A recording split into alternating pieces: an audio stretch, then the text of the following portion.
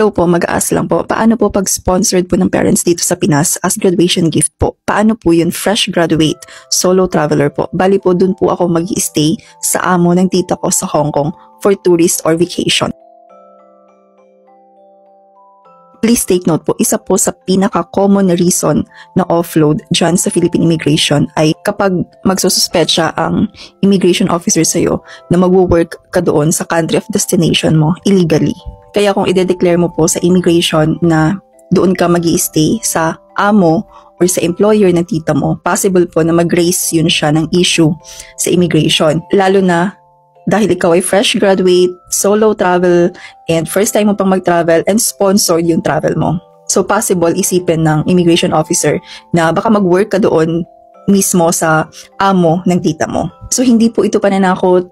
Ito po ay reality talaga dyan sa immigration sa Philippines. Marami na pong nag-share sa akin ng mga experiences nila, ng story nila dyan sa immigration, kung saan madalas yung mga na-offload ay solo, first time, and sponsored travel.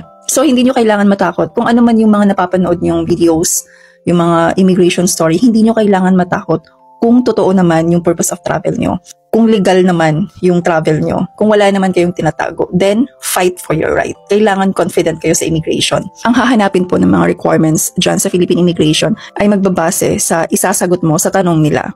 So isa po sa common question ay kung saan ka mag-i-stay doon sa destination mo.